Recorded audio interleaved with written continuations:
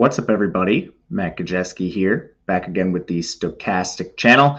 It's been a while, but we are back talking some best ball ahead of the NFL season. As you can see on the screen, we have a free best ball package. This has rankings, tiers. They're uploadable to Underdog, DraftKings, Drafters, everything you need to dominate your best ball leagues. And if you don't know what that is, we have an introductory article explaining how to play and potentially take down one of these big prize pools that these sites are offering. All that is available in the link below. Before we get started on today's video, which is going to be some tier talk, we'll talk the quarterback position. Please like the video, hit subscribe. That helps us a ton on the channel. So thank you if you've already done that. All right, we're going to talk some QB tiers in our first two videos. We're going to go through all the positions. So we'll do running back, receiver, tight end. Those will be a bit longer, just more to talk about at those positions. And today we're talking players that are undervalued at the quarterback position. This is going to depend a little bit on the individual site, as we'll get to. First player, Anthony Richardson. ADP is 57.3. All the ADPs are courtesy of Underdog Fantasy. The ranking position, QB5, that is where he sits in our ranks, which is basically where he is in ADP across sites. Quarterback is pretty tight with the rankings. You're not going to find as many players that are just egregiously priced. A few at the end of drafts we'll talk about as sleepers and overvalued players. But Richardson, this will depend on the site. On DraftKings in particular, he's pretty normal in terms of value. But on Underdog, he comes in as a pretty strong value for us. And I think this is basically just an upside question. We have him projected at his median range of outcomes. But the upside for him is legitimate QB1. He's a true dual threat, and he only played in 4 games last year, 2 of which he did not finish, and he still managed 136 yards on the ground and 4 scores. That's 5.4 yards per carry, and he finished 15th in quarterback rushing production fantasy-wise, despite playing 4 games and not having even 2 of those games where he played a full complement of snaps. If you look at what's around him, the team is elite. This offensive line is top 5.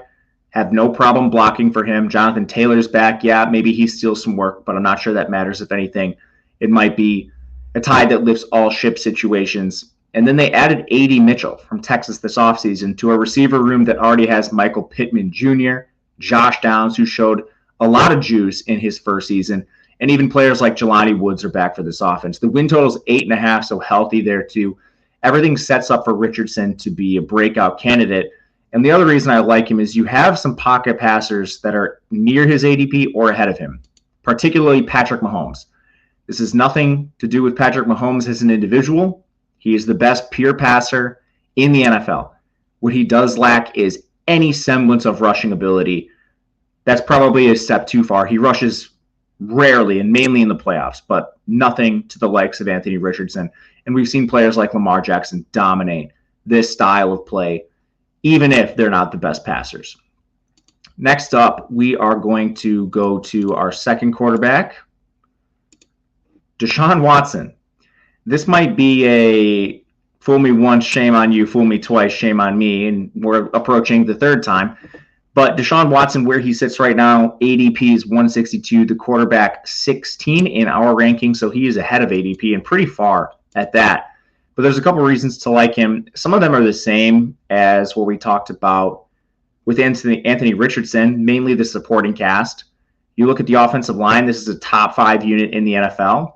The supporting cast, Amari Cooper, David Njoku, they add Jerry Jeudy, they have Elijah Moore, and they actually have a lot invested in some of these receivers on the periphery, like Cedric Tillman's a second-round pick, who potentially works his way into a larger role, probably at the expense of Elijah Moore, but that's not saying much. It's a unit that really made Joe Flacco shine, and now it's basically going to be now or never for DeShaun Watson. They let Flacco walk, and rumor has it that they didn't want to create strife in the locker room. One player who excels with the supporting cast, one player who's failed. But Watson's going to have every opportunity to succeed. And there's a lot to like on the profile, just not the last 2 years. If you look at his career, he averages 8.2 yards per attempt. That's pass attempt. Last 2 years, 6.0, 6.3. Now, those have been limited, one due to suspension, one due to injury, so it is a bit hard to parse this. But the reason I do think he's a value, even if he plays towards the bottom end of what we've seen in his career, he has rushing potential. He had 3 straight seasons of 495 rushing yards before the two seasons that were shortened by suspension and injury. With that offensive line, this is a unit that should allow him to rush a little bit too. If he puts up 500-ish rushing yards, he's undervalued simply on his rushing potential, not even including what he's doing as a passer. So what I like about Watson is there's a lot of path to him succeeding on an offense that's extremely good, talented all around him, and we've seen him do it, just not recently. So we'll take him as a strong value here, QB 16. Currently, he's one of my most exposed quarterbacks in all of best ball. Last one we'll talk about as a value is Daniel Jones, coming off a horrific season, a season shortened by injury, ACL. His ADP is 195.3. So the first thing I like about him is you're spending one of your final round picks. You're not spending anything close to high draft capital on this player. We have him as QB 24, which is well ahead of where you're going to find him in a lot of rankings. The stats, they don't wow you. It was shortened by injury, so that makes sense. But if you go to the efficiency, that also is not something that is going to wow you either. Last year was his worst season in recent memory, but I'm old enough to remember a season 2 years ago where Brian Daboll coaxed a career best year out of Daniel Jones, not only from a yards per attempt perspective, but he rushed for 708 yards in 2022. Now, heading into last year, it was a complete disaster. They had some losses on the offensive line. Some players they expected to step up did not, and there were injuries. It was basically negligence what they put on the field around Daniel Jones. They had Andrew Thomas get injured in week 1. That was awful. They were a revolving door at guard. Late in the year, some of you may remember, they signed Justin Pugh off the street. Great story. Guy comes off his couch, starts in the offensive line to immediately get QBs killed. So to ease some of these woes last year, they bring in Jermaine Illuminor and John Runyon at guard. Awesome. They have a second-round pick at center in John Michael Schmitz. And then their tackles, one being Andrew Thomas, has shown very good play. The other, Evan Neal's a top 10 pick. He hasn't lived up to it, but that was in 2022. Perhaps with better options around him, he can finally succeed here. Regardless, this is an upgraded offensive line. It's an upgraded receiver core with Malik Neighbors, Jalen Hyatt in year 2, Wan'Dale Robinson another year removed from the ACL, and even players like Theo Johnson in the tight end room. He put up his career best season with options far worse than that in 2022 when the Giants did make the playoffs. And the last thing is he has job security. A lot of you may be watching Hard Knocks or seeing clips on this.